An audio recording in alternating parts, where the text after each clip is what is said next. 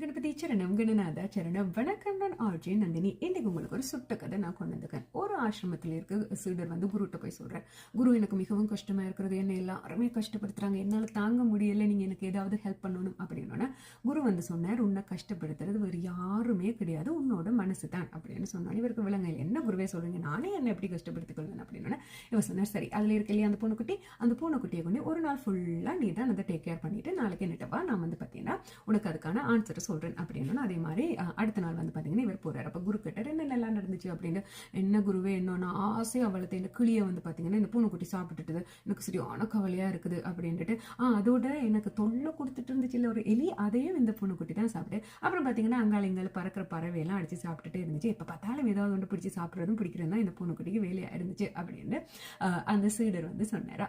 உடனே குரு சொன்னார், பாத்தியா இப்ப உனக்கு பிடிச்சமான அந்த கிளியை வந்து அதை பிடிக்கும் போது நீ பயங்கரமா கவலைப்பட்ட, உனக்கு தேவையான ஒரு எலியை வந்து அது சாப்பிட்டோன்னா அவ்வளோ சந்தோஷப்பட்ட, சம்மந்தமே இல்லாம ஏதோ ஒரு கிளியை அது வந்து பார்த்தீங்கன்னா பிடிக்கும்போது உனக்கு எந்த விதமான ஒரு ஃபீலிங்கும் இல்லையா. அதுக்கு எல்லாம் காரணம் வந்து பார்த்தீங்கன்னா உன்னோட மனசு தானே, உன்னோட மனசு தான் சந்தோஷமும் படுது கவலையும் படுது, அதே மாதிரி எந்த விதமான ஃபீலிங்குமே இல்லாம டேக் கேர் அப்படின்றது இருக்கிறதும் உன் மனசு தானே. நீ என்ன செய்ய வேண்டும் அப்படின்னு சொல்லிச்சுன்னா, எப்பப்பெல்லாம் உனக்கு கவலை வருதோ அந்த கவலையை அப்படியே டிலீட் பண்ணிடணும். அதை வந்து அதிகமாக பார்த்து லைக் பண்ணி சப்ஸ்கிரைப் பண்ணி அதை வந்து நீ ஃபாலோ பண்ணக்கூடாது.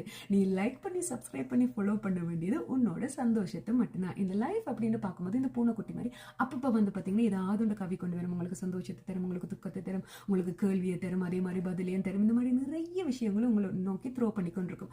நீங்கள் வந்து அதில் இந்த கச் பண்ண வேண்டியது எது அப்படின்னு பார்த்தீங்கன்னா உங்களுக்கு எதெல்லாம் சந்தோஷம் தருதோ அதை கச் பண்ணிக்கொள்ள வேணும்.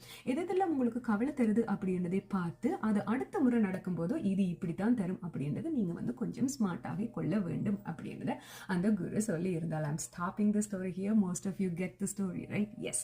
அதிகமாக நாங்கள் வந்து பார்த்தீங்கன்னா இந்த சந்தோஷம் அப்படின்றது நினைக்கிறத விட அடி இப்படியாச்சு அப்படியாச்சுன்னு இந்த கவலையை தான் நாங்கள் வந்து ஏற்கனவே சொன்ன மாதிரி சப்ஸ்கிரைப் பண்ணி ஃபாலோ பண்ணிட்டு இருக்கிறோம். அது இனிமேல் வேண்டாம். ஜஸ்ட் அன்ஃபாலோ தட் அல்லது டிலீட் பண்ணி போட்டு இனிமேல் என்னென்ன சந்தோஷம் எல்லாம் உங்களுக்காக கிடைச்சதோ, உங்களுக்கான கிஃப்டாக அது கிடைச்சிச்சோ அதுகளை வந்து பார்த்தீங்கன்னா அதிகமாக யோசிச்சு அதிகமாக சந்தோஷப்படுங்க. ஆக உங்களுக்கு கவலை வருது அப்படின்னா அதுக்கு முழுக்க காரணம் நீங்க தான். ஏன்னா நீங்க கவலையை மட்டும் பிக் பண்ணி எடுத்து ஷாப் பண்ணிட்டு வர மாதிரி இருக்கு. So I hope you guys like this story. So next time எப்பப்பெல்லாம் அதிகமாக ஒரு விஷயத்தை பற்றி கூட நேரம் நீங்க யோசிக்கிறீங்களோ அப்போ உடனே அதை unsubscribe பண்ணுங்க. If you guys subscribe me, thank you for that. Take care.